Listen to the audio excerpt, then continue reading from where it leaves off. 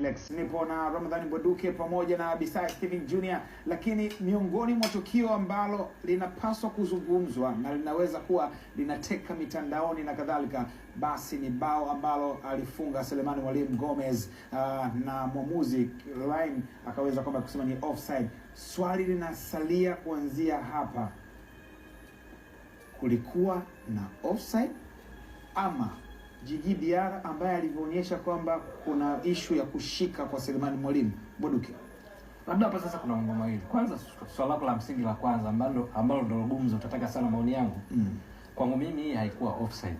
Na kwa lugha nyingine muamuzi msaidizi Kassim Mpanga bila shaka hakuwa sahihi kumrule kuamuru kwamba kuinua kibendera kwamba wakati mpira unatoka kwenye mguu wa Anicet Ura sioni kana kwamba Selemani Mwalimu alikuwa offside. Na kwa lugha nyingine anapiga ule mpira, Djigui Diarra anacheza, yeye ndiye aliupiga, bado sioni kwamba alikuwa offside. Kwangu mimi ilipaswa kuwa bao kama uamuzi huu umetokana na yeye kwamba ni offside, sio offside kwangu mimi. Abisai? Kwangu mimi hakuna offside. Bakari Mwamnyeto mguu wake ulikuwa offside.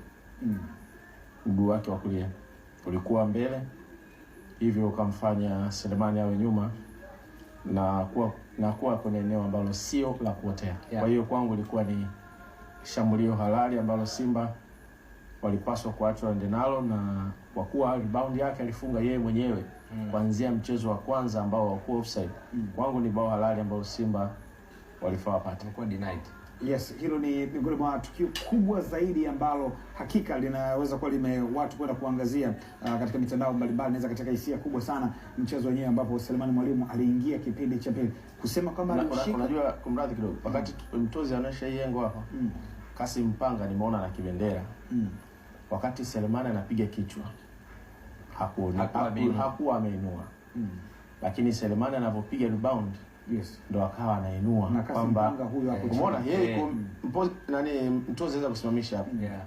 Sasa hapa chini unamwona assistant number 1 itarudi tena hakuwa ameinua akionyesha ameona Selemani hakuwa amezidi, ila nimeshangaa Selemani yeye mwenyewe ambaye alipiga kichwa akiwa on site anamalizia rebound yake inakuwa offside. Hapo ndo amenichanganya na sijajua kwa nini ameamua hivyo. Hapa anaenda na move mara kwanza anaona Selemani anafunga, ndio anakuja kukataa kwamba bwana wewe uliotea kitu ambacho kwangu sio sawa.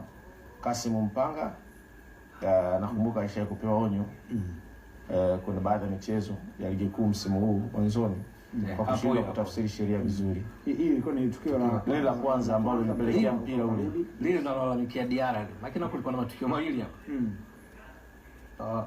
Akiamini kwamba Selemani Mwalimu alicheza kwa mkono mpira mwanzoni kabisa. Kasali kuwa hapo na mwamuzi nafasi ya mwamuzi wakati Anasoro Mwinchui nilimwona amefuatilia movie ya kwanza. Mwangalie kwanza hapa uelekeo wa kichwa chake. Anaangalia mpira ulipo. Afu ghafla mpira uko hewani umesafiri. Anakutana na tukio la Selemani upiga kichwa. Hapo namuona Mwinchui anaangalia mpira ulipo. Ni eneo sahihi, yuko eneo sahihi kwanza. Na uelekeo anaoangalia mpira ni sahihi. Mpira kwa sababu umeshapigwa cross na umesafiri haraka. Anavotoa uelekeo wa kichwa kuangalia mpira ulipo, huko hewani na Selemani tayari huyu hapa. Anakaribia kupiga kichwa.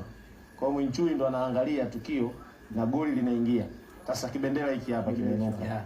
Na yeye goli likiingia hivi lazima kitaratibu muangalie assistant number 1. Yaani kwa lugha nyingine kwamba kwenye tukio hili Mwinchui uwezo ukamlaumu kwa maamuzi yake, kwa sababu kwenye maeneo ya offside anahitaji sana usaidizi kutoka kwa mwamuzi msaidizi ambaye hapa ni Kassim Mpanga. Kwa hiyo alifanya kile ambacho baada ya kuona kibendera kimeinuliwa na mwamuzi wake msaidizi.